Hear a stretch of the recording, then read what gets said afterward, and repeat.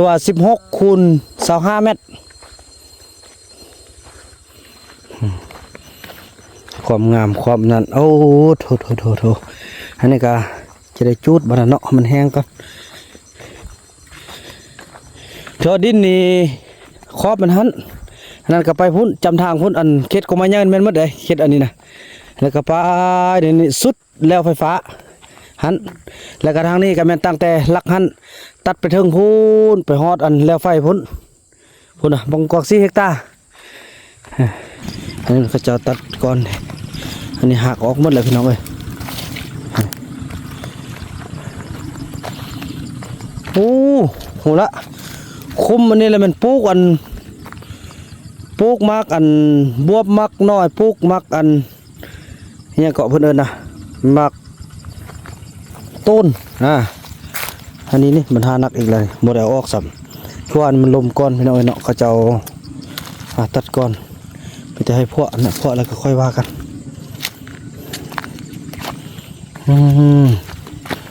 นี่ตุนกำบกออกไปขอบใจFCผู้มีน้ำใจแบ่งปันเหมือนฟ้าบันดาลให้สร้างรายการนี้มาสวยเหลือคนทุกข์คนจนหรือคนด้อยกว่าด้วยแห่งศรัทธาบุญนำพาได้มาร่วมทาง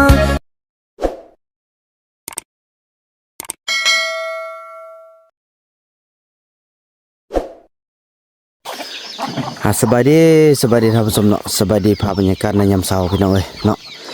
หลังจากที่เกลือไก่เกลือกาเรียบร้อยพี่น้องเอ้ยการลุยต่อพี่น้องเอ้ยเนาะถือว่าตอนนี้เจ้าของรถจกเพิ่นก็มาแปลงมาเซ็กรถเป็นที่เรียบร้อยแล้วพี่น้องเอ้ยเนาะก็ทักทายสวัสดีอีกทีนึงพี่น้องเอ้ยก่อนจะเกิดคลิปนี้พี่น้องเอ้ยขอบคุณเด้อทางย่าแม่นางและก็พ่อเสเนาะอยู่ทางสหรัฐอเมริกาที่ช่วยในการที่จะเพิ่นเดินอีหยังกับพี่น้องเลยเอาต้นไม้ใหญ่ออกเนาะจำนวน4 ล้านปลายกีบเนาะแล้วข้อเพิ่นพี่น้องข้อเพิ่นได้อยู่4 ล้านกีบเนาะเมื่อวานนี้ก็ทางบ่ทันได้โอนแต่พี่น้องสิโอนมื้อนี้เนาะเพราะว่าทางน้องป้าเฮาก็ถือว่าสำเร็จไปจำนวน10 ล้านจากการช่วยเหลือของ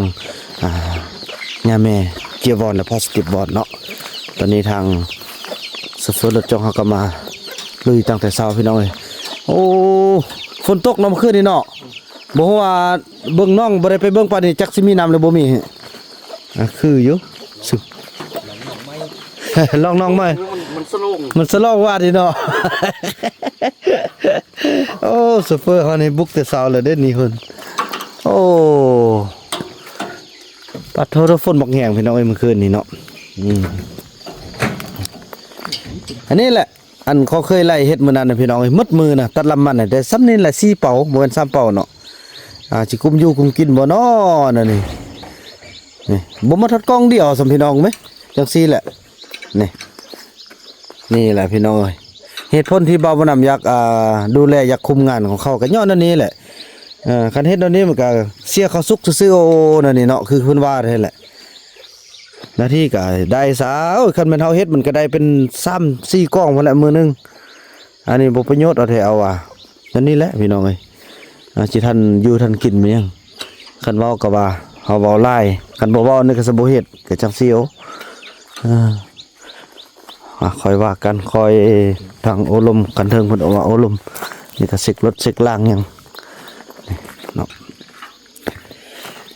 นั่นแหละพี่น้องเอ้ยเนาะส่วนในสร้างเฮ็ดเฮือนก็เริ่มเฮ็ดแต่ละมือกันละแต่เฮาก็สู้ต่อพี่น้องเอ้ยหลังจากเฮ็ดหน้าแล้วโอลมเวียงงานกันถึงแล้วก็สิมันเข้าไปจอบเบิ่งอันโอ้ยฝนตกพี่น้องเอ้ยเฮ็ดเอาได้ไปจอบเบิ่งอันพุ่นละพรมไทยพุ่นละพี่น้องเอ้ยให้เบาคูณไปซึบงานกับบ่มาปานนี้พี่น้องค่อยว่ากันพี่น้องเอ้ยเนาะจังซั่นแหละพี่น้องพบกันต่อไปเด้อพี่น้องเอ้ยเนาะตอนนี้ก็ทางบ้านเพิ่นประกาศแล้วเนาะประกาศ5ทางหน่วยงานเฒ่าแก่ในโฮมแล้วก็ปกส.กองหลอนเนาะเตรียมตัวมามื้อนี้เป็นมื้อที่จะมาโอลมเวียกงานของเบาไหลเนาะก็อาจจะซาได้พี่น้องคลิปลงเนาะ ฉะนั้นแหละทางเมืองก็กำลังมาพี่น้องก็ฝนตกได้พี่น้องโอ้ก็สิมาดำผู้ใดที่อยู่มอเนาะของบ่ไหลส่วนอยู่ใกล้บ้านนาตุงหันก็ถือว่าทางยากเดี๋ยวนี้เขาจะประกาศแล้วเนาะว่าเกี่ยวก็สิได้มาล่มกันนี่แหละพี่น้องเอ้ยโอ้ยทุกอย่างบ่าวบ่นำบ่อยากให้มันเกิดเลยแต่มันก็เกิดขึ้นแล้วพี่น้องเอ้ยเนาะจังซั่นแหละพี่น้องเอ้ยเนาะลุยงานต่อเฮาก็ได้เบิ่งกันแต่ละระยะเนาะพี่น้องเนาะพี่น้องแล้วเนาะก่อนที่บ่าวบ่นำจะไปอนามัยเนาะบ่ที่เฮ็ดนาเฮาบ่าวบ่นำก็จะได้ออกไปซื้อน้ำดื่มไว้ให้ทางภาครัฐเนาะที่มาว่าเรื่องจะเอาแต่น้ำดื่มแหละพี่น้องเอ้ยเพราะมันก็บ่าวบ่นำก็บ่มีเงินพี่น้องเอ้ยจะมาเสียเวลากับแบบนี้บ่ได้พี่น้องแต่ว่าเรื่องน้ำนี่สำคัญเฮารับแขกเนาะตอนนี้ไอ้บุญมีก็มาน้ำโอ้ไปใส่ไปน้ำได้แล้วได้พี่น้องเอ้ย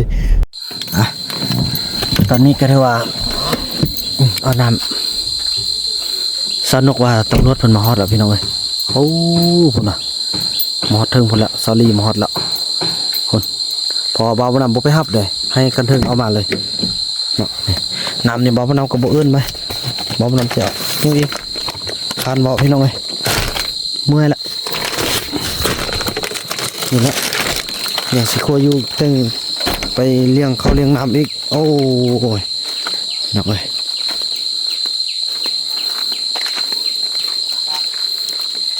มาฮอดแล้วเด้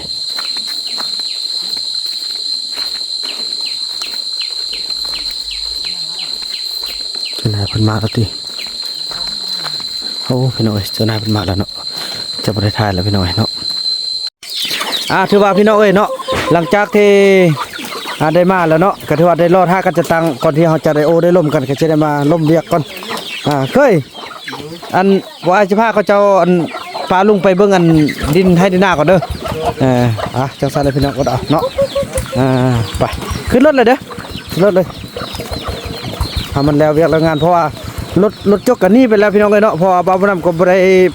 นั่นเด้มันเพราะว่ามันได้เกี่ยมน้ำเกี่ยมในให้กระเทิงเอาขึ้นรถเลยขึ้นรถเลยก็แจ้อยู่น้ำนกโอ้ไปมาไปเอากระแจกันเป็นเอาไว้เนาะพอจะได้ออกรถเพิ่นเนาะพี่น้องแล้วเราก็ได้เดินทางมาฮอดนี่แหละเนาะโอ้นี่ข้อนั้นนี่แหละอันนี้ก็จะเป็นบอลทางรถสีข้ามพอตัวหน้าก็สิมันเล่งพี่อันนี้ก็ทอมอยู่ใส่อันนี้นะโอ้นี่เนาะรถข้ามได้แล้วสำนีเนาะกว้างเลยเนาะ5 เมตรอันนี้มันเดินที่เขาจะเฮ็ดนะอันนี้นะเดินที่เขาจะเฮ็ดนะมันแหละแต่ว่าปีนี้บ่เฮ็ดเถอะเบิ่งเราคือฉะนั้นแหละ3 มื้อดี4 มื้อคายนั่นบ่เฮ็ดเถอะแล้วสิปลูกเป็นสลีบัดนี้ส่วนเงินก็ถือว่าโอนให้เพิ่นแล้วพี่น้องเนาะบ่าวบ่นำได้ขึ้นทางหน้าจอ14 ล้านกีบนี่ต้นไม้ก็เอาลงหมดแล้วพี่น้องเอ้ยโอ้แป้นหมดละบาทนี่ซาซาลีได้แล้วบัดนี้เนาะมันรถจกเคลียร์นะรถจกเคลียร์ให้คนต้นบักแง่เพิ่นก็เอาลงให้หมดแล้วพี่น้องเอ้ยแกงหมดละต้นนั้นแต่บ่เฮาลงพอมันเอาไว้ห่มมันน้องป่าเฮานี่พี่น้องเอ้ยเนาะถือว่าขอบคุณทางแม่นางและก็ทางพ่อเซเนาะอยู่ทางสหรัฐอเมริกาที่อุปถัมภ์คำสู่รายการเมียนไม่เอาไม้ลงพี่น้องเอ้ยพอกันบ่แม่นรถจกนี่มันบ่ได้เด้รถฟอร์ดนี่บ่แพ้เนาะต้นไม้ใหญ่นี่เนาะอันนี้มันไม้เพิ่นสิเฮ็ดอันบ้านประตูอันพอตรงเรื่องหั่นเด้เฮือนหั่นน่ะนี่น้องป่าจกไว้ฮอนยามฝนมีน้ำก็แค่นได้ยามฝนได้มีแต่ว่ายันสิเป็นสิอยู่หรือบ่อยู่นั่นแหละแต่ว่ายามฝนนี่อันนี้นี่เพียงเข้ามาได้น้ำแค่นี้นะแค่นี้แม่นแหละนี่แหละความอยากสร้างให้ทางเคยนะอยากก็โอ้ลุ่มช่วยกันแหละอันใดก็ได้นี่ถือว่า16 คูณ 25 เมตรความงามความนั้นโอ้โถอันนี้ก็จะได้จูดบานาเนาะมันแห้งก่อนเธอดินนี่ครอบมันหัน อันนั้นก็ไปพุ่นจำทางพุ่นอันเขตกรมย่างแม่นหมดเลยเขตอันนี้นะแล้วก็ไปเดี๋ยวนี้สุดแล้วไฟฟ้าหันแล้วก็ทางนี้ก็แม่นตั้งแต่ลักหันตัดไปถึงพุ่นไปฮอดอันแล้วไฟพุ่นพุ่นน่ะบังกอก4 เฮกตาร์โอ้อันนี้พุ่นน่ะมาปลูกอันนี้ก็เคยมาขึ้นในโอ้เพิ่นมาปลูกแล้วเนอะปอเพิ่นมาปลูกฮอดสิเข้าโอ้ก็สิคือเด้นั่นนี่น่ะนี่ปลูกหักปลูกหลายโพดเนาะปลูกอันละ2-3 หัวก็ได้แล้วนะโอ้ก็จำพุ่นแล้วก็เนาะ1 2 3 4 5ทางส้นมันมีบ่บ่ทางนี้เลยโอ้พอดีละโอเคหันถึงละพอดีแล้ว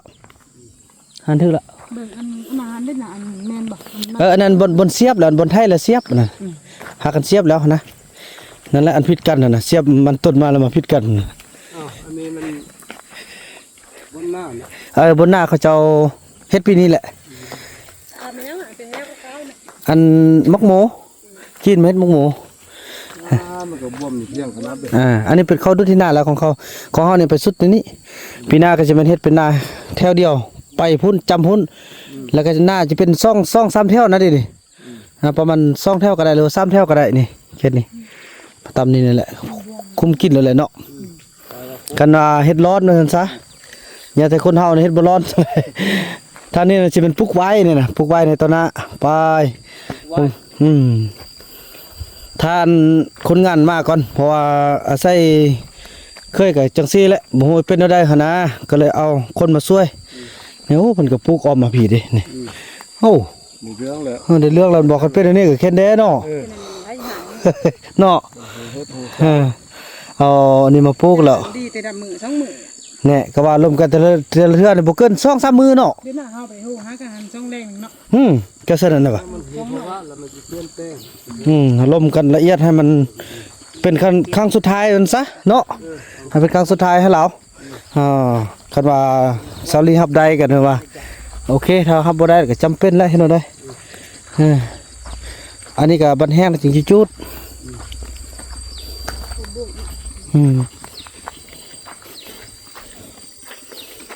โอ้ยน้ำใส่นั่นแหละปลามาเลี้ยงปลาถูกฟัก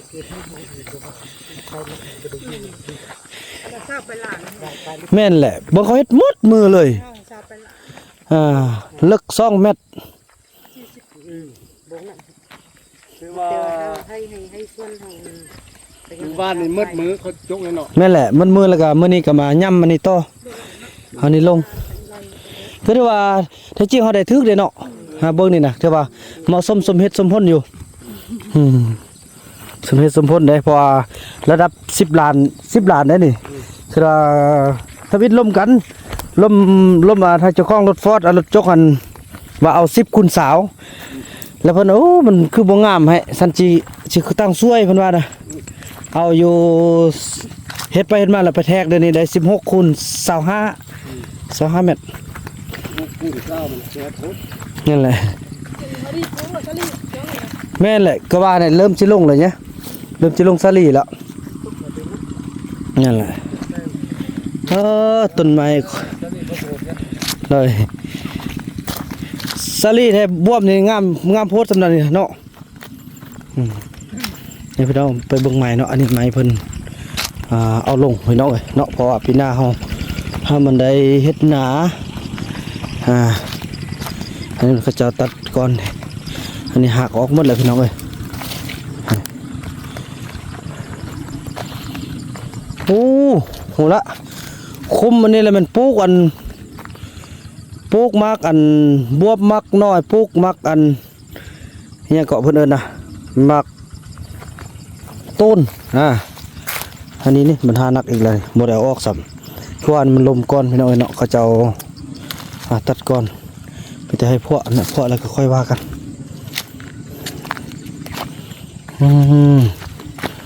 มีตุ่มกำบกออกไปบกออกไปแล้ว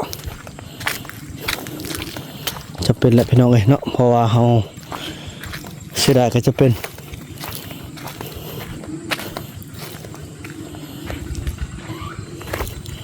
เขาต้องได้ออกบ่ออกมันก็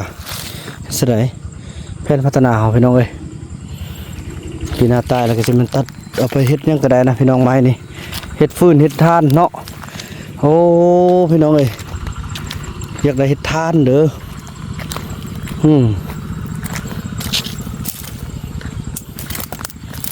นี่พาเด้อขอบอกขอบใจเด้อทาง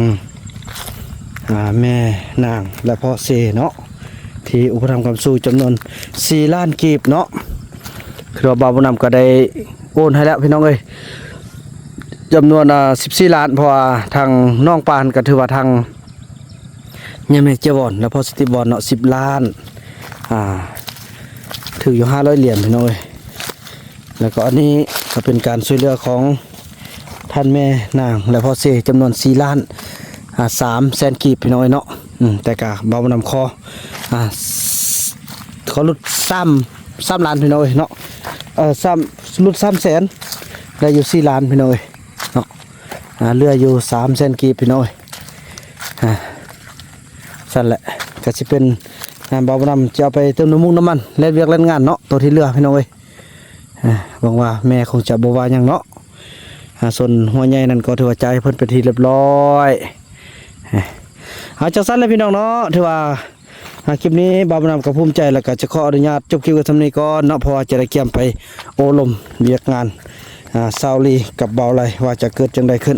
อาจจะออกบวกหรือออกลบพี่น้องเอ้ยเนาะคลิปนี้บ่าวบุญนำขออนุญาตจบคลิปกันทำนี้ก่อนแล้วพบกันใหม่ในคลิปต่อไปเนาะคลิปนี้บ่าวบุญนำขอกล่าวคำว่า